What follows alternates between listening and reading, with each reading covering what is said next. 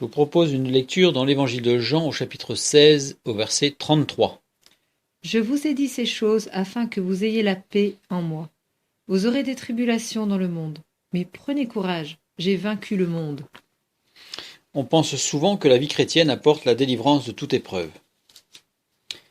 Ce qu'elle apporte, c'est la délivrance dans l'épreuve, et non pas la délivrance de toute épreuve, ce qui est tout différent.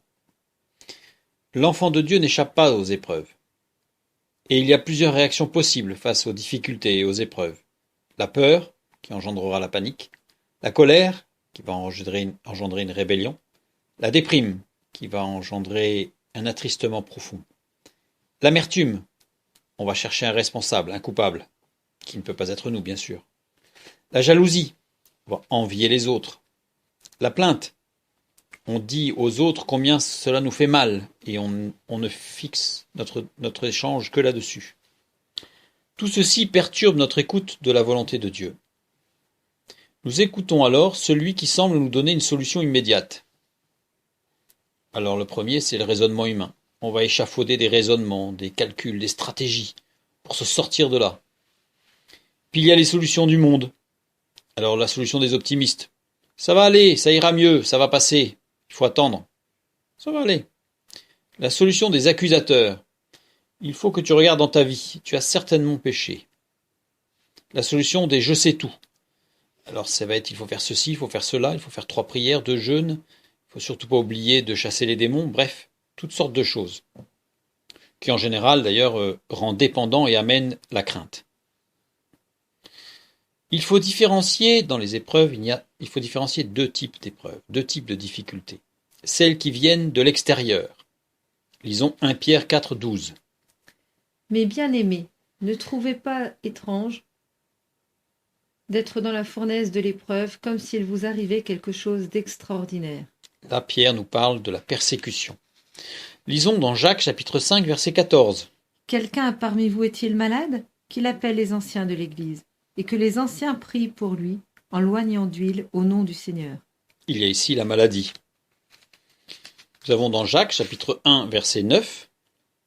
Que le frère de condition humble se glorifie de son élévation. Il y a les problèmes financiers. Tout cela, et évidemment cette liste n'est pas exhaustive, sont des problèmes qui nous viennent de l'extérieur, qui nous agressent. Il y a les difficultés qui viennent de l'intérieur.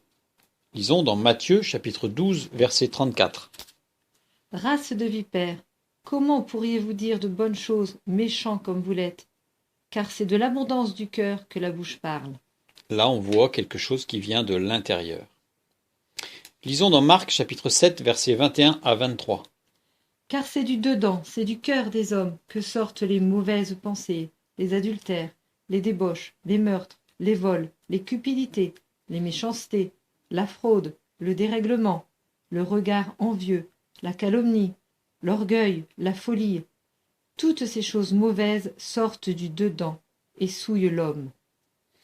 Il y a donc des difficultés qui viennent de l'extérieur, des difficultés qui viennent de l'intérieur, sachant qu'en général, les deux vont un peu de pair. C'est-à-dire que si on a un petit problème intérieur, les circonstances extérieures vont exciter ce problème intérieur. Donc ce n'est pas totalement séparé, bien sûr, ce n'est pas cloisonné et étanche.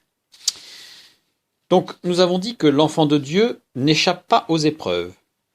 En fait, il a les mêmes épreuves extérieures que les autres. Et l'enfant de Dieu a les mêmes épreuves intérieures que les autres. Alors, à dire comme ça, on a l'impression qu'il n'y a pas de différence. Mais il y a une différence.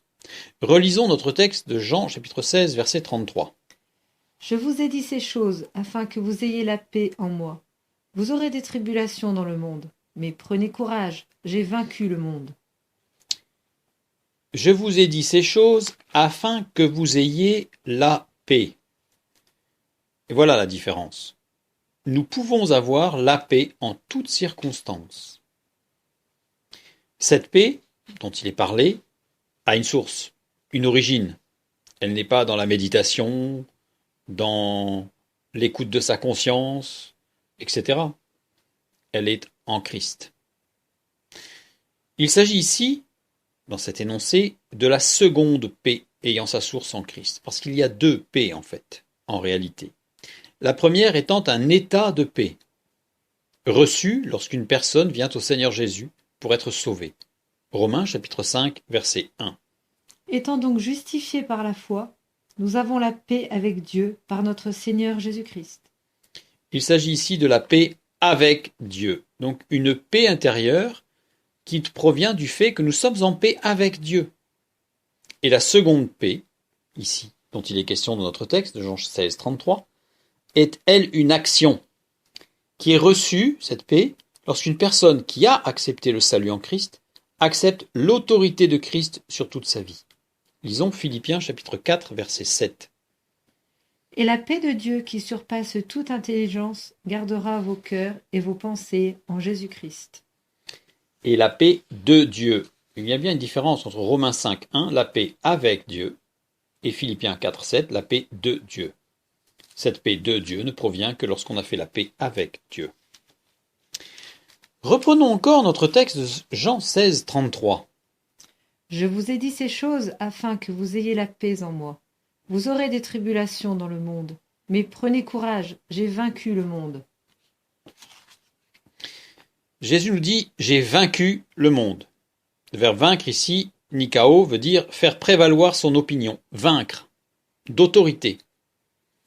Donc il a autorité sur le monde, il est souverain.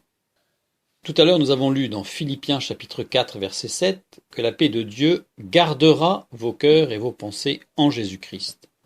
Ce verbe garder, phroureo, est un terme militaire qui désigne la protection, le fait de veiller, surveiller, mettre une troupe en garnison. La paix de Dieu protège nos cœurs et nos pensées comme les soldats romains entouraient et protégeaient leurs dignitaires. Et en ce sens, nous comprenons cette parole de Jésus, prenez courage. Prenez courage. Mais en même temps, cette phrase, cet encouragement, ne s'adresse qu'à ceux qui sont sous l'autorité de Christ, parce que la garnison était postée autour de leurs dignitaires. Donc, il y avait un lien, en fait, d'autorité entre la protection et celui qui était protégé. Donc celui qui est sous l'autorité de Christ est protégé. Mais alors, si on continue le verset, nous lisons « J'ai vaincu le monde ». Il s'agit donc des épreuves extérieures, puisque Jésus nous dit qu'il a vaincu le monde. Donc ce qui vient du monde, c'est extérieur à nos cœurs. Mais le verbe « tarseo », qui est traduit par « prenez courage », est employé 7 fois par Jésus. Autant de fois pour des épreuves extérieures, guérison de malades, épreuves dans les difficultés, comme une tempête, et autant de fois pour des épreuves intérieures, la crainte, la peur, l'angoisse. Donc en fait, Jésus s'adresse à tous. Mais il est clair que quand on est avec Christ et sous l'autorité de Christ, nous sommes en paix. Bien sûr, parfois la tempête fait rage, et la barque tangue, la barque se remplit, au point que nous pensons que nous allons sombrer. Lisons Matthieu 14, 27. Jésus leur dit aussitôt, « Rassurez-vous, c'est moi, n'ayez pas peur. » Rassurez-vous. Le même verbe, tarseo, prenez courage, j'ai vaincu le monde. Prenez courage, toutes les épreuves extérieures, j'ai autorité, et c'est moi qui dirige, c'est moi qui commande. C'est ma volonté qui est faite. Par contre, Matthieu 14, 27, c'est le moment où Jésus marche sur l'eau et rejoint les disciples. Mais faut-il encore connaître suffisamment notre Maître pour le reconnaître quand il vient vers nous, pour nous proposer justement sa grâce absolue dans tous les domaines de notre vie.